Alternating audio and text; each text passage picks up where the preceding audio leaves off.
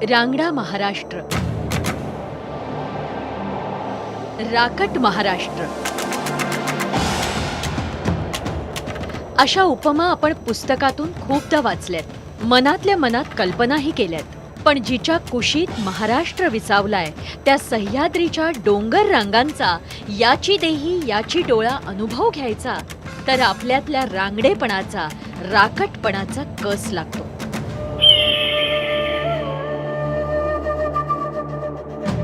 जो पुरुषार्थ महाराष्ट्राच्या धीरोदात्तपणात आहे त्याची अनुभूती घ्यायची तर सह्याद्रीच्या रांगेतील आभाळाकडे झेपावत त्या आभाळाला कवेत घेऊ पाहणाऱ्या किल्ल्यांच्या शिळा आपल्याला खुणावतातच.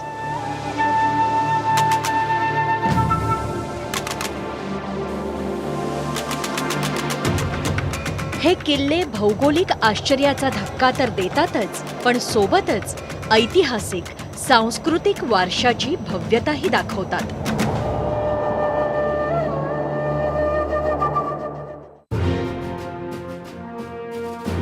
सह्याद्रीच्या रांगेतील राजगड, तोरणा, लिंगाणा आणि रायगड हे 4 किल्ले म्हणजे तर ट्रेकर्ससाठी पंढरीची वारीच.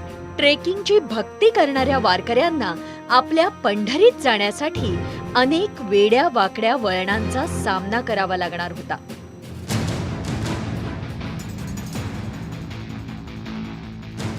पुणे रायगडच्या सीमेवर असलेल्या लिंगाण्याची उंची अतिशय दुर्लक्ष, पण विस्ताराने अगदीच छोटा असा हा किल्ला. हा किल्ला खरं तर वॉच टॉवर. इतिहासात महाराजांनी लिंगाण्याचा वापर कारागृह म्हणून केल्याचा उल्लेख आढळतो. 70-80 अंशातून सरळ उभा असलेला सुमारे 3000 फूट उंचीचा सुळका हे याचं वैशिष्ट्य. आम्हाला लिंगाण्याचा सुळका खुणावत होता. मुंबईतून एक्सप्रेसवे मार्गे निघालो. पुणे जिल्ह्याच्या नैऋत्येला खेड शिवापूर टोल नाक्यापासून 3 किलोमीटरवर नसरापूर फाटा लागतो. तिथून 31 किलोमीटरवर वेल्हे तालुका दुर्गम म्हणून प्रसिद्ध आहे. आकाशाला गवसणी घालणारा लिंगाणा सर करायचा असं मनाशी पक्क केलं.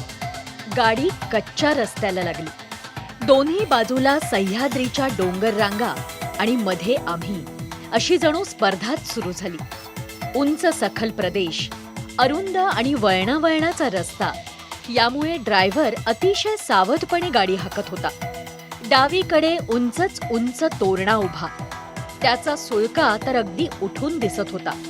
भट्टी, पासली अशी गावं मागे पडून गाडी केळत खिंडीच्या दिशेने चढू लागली. खिंड ओलांडून लगेचच उजवीकडे सिंगापूर, मोहरी या गावांकडे जाणारा कच्चा रस्ता लागला. वेल्हे गावातून 15 किलोमीटरच्या आसपास आम्ही पुढे आलो आणि इथे एक पाटी दिसतेय. या पाटीवर लिहिलंय सिंगापूर 10 किलोमीटर. म्हणजे परदेशातलं सिंगापूर नक्कीच नाहीये, पण हे आहे सह्याद्रीतलं सिंगापूर. आणि या ठिकाणी मी जाणार आहे विदाऊट पासपोर्ट. सिंगापूर जवळच्या मोहरी गावामध्येच आज आमचा मुक्काम असणार. सिंगापूर गावाकडे जाताना मधल्या रस्त्याचं काम अर्धवट अवस्थेत होतं. जवळपास 10 किलोमीटरचा हा कच्चा रस्ता असल्याने गाडीचा वेग 10-15च्या आसपासच होता. निसरडी माती आणि खड्डे यामुळे गाड्या रस्त्यात फसत होत्या.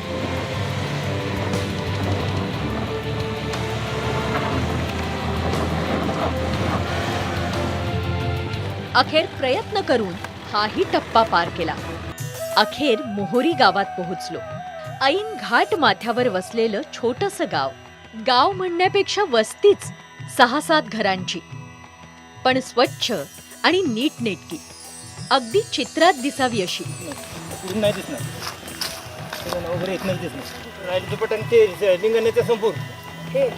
त्या सुळकाच्या समोर इथं इथेच आम्ही काही वेळ विसावा घ्यायचं असं ठरवलं.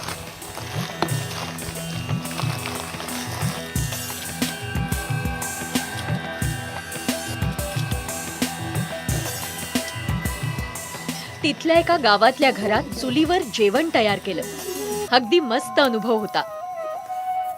नॉर्मल भाकरी आपण जेव्हा थापतो त्यावेळेला आपण एकतर हाताने थापतो किंवा मग जसं मी मगाशी परातीत करत होते तसं परातीत आपण पीठ घेऊन थापतो. पण आता इथं आल्यानंतर इथली पद्धत आहे, बघूया मला जमते की नाही अशा प्रकारची भाकरी करायला. एकतर आधी इथे आपण म्हणूया की स्वतः जेवण करायचं, स्वतः खायचं एक वेगळी मजा आहे. एक हटके अंदाज जर घ्यायचा असेल तर हे पण करून बघूया असं म्हणून मी पण हे करून बघते.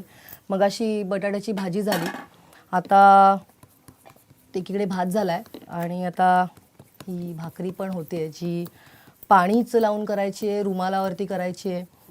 एक वेगळा एक्सपिरियन्स आहे, बघूया जमतंय का.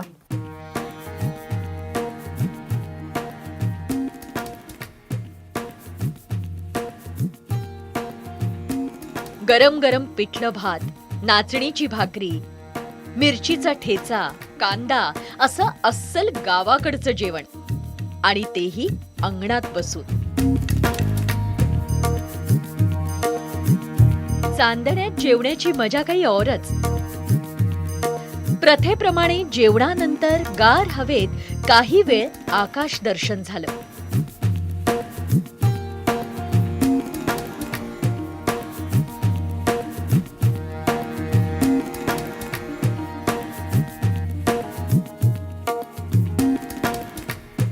गावातल्या मोकळ्या जागेत ग्रुपमधल्या सहकाऱ्यांनी टेंट उभे केले.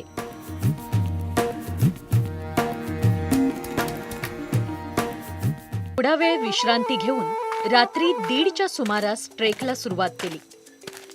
मूनलाईट ट्रेकची खरी मजा आम्ही घेत होतो. मनात जंगली प्राण्यांची भीती होतीच. अंधारातून वाट काढण्यासाठी चंद्र मदत करत होता. मध्येच झाडी होती, तिथे आमच्याकडे टॉर्च होत्या, त्याची मदत होत होती. आणि वाट दाखवायला सोबत होता वाटाड्या बबन कचरे.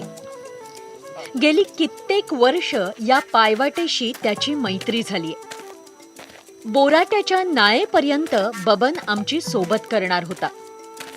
नाळ म्हणजे 2 डोंगरांमधील कपारी वजा खोल दरी. आम्ही बोराट्याच्या नाळेतून खाली उतरायचं ठरवलं आणि सुरू झाला थरार.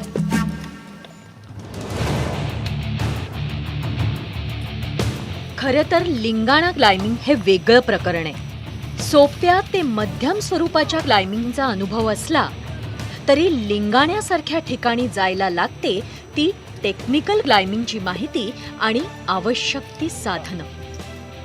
ती असल्याशिवाय असा ट्रेक करणं म्हणजे आगाऊ धाडस होऊ शकतं. पण शिखर फाउंडेशन आणि शिवराष्ट्र हायकर्सची कसलेली टीम बरोबर होती. शिवाय क्लाइम्बिंग आणि रॅपलिंगसाठी आवश्यक असणारे हार्नेस, कॅराबिनस, डिसेंडर, हेल्मेट, मिटॉन, टेपस्लिंग या साहित्यानिशी आम्ही सिद्ध झालो होतो लिंगाण्याचा थरार अनुभवायला. याला म्हणतात बोराट्याची नाळ.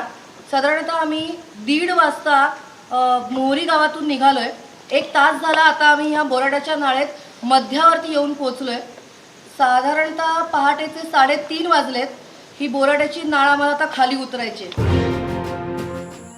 बोराट्याची नाळ अंधारातच टॉर्चच्या प्रकाशात उतरायला सुरुवात केली. खडक ठिसूळ असल्याने प्रत्येक पाऊल जपून टाकावं लागत होतं. कुठला दगड निसटून सुटेल हे सांगता येत नव्हतं. अंधार असल्यामुळे उतरण्याचा वेगही कमीच होता. रॉक क्लाइम्बिंग काय किंवा एकूणच साहसी खेळांमध्ये बऱ्याचदा आपल्याला असं वाटतं की मी अनुभवी आहे, मला सेफ्टीची गरज नाही, किंवा मी अनुभवी असल्याने सेफ्टी इक्विपमेंट वापरणं हे भ्याडपणाचं दिसेल. अनाठायी साहस आणि आत्मविश्वास हा आपल्याला धोक्याचा ठरू शकतोच, पण त्याचबरोबर तो इतरांना तापदायकही ठरू शकतो. खिंडीत पोहोचलो तोपर्यंत पहाटेचे 5:30 वाजले होते.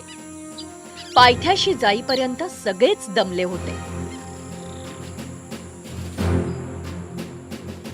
घोंगावणारा सुसाट वारा आणि समोर उभा असलेला सह्याद्रीचा काळा कभिन्न कातळ, अंगावर रोमांच आणणारं वातावरण. दीर्घ श्वास घेतला आणि वर सरकायला सुरुवात केली.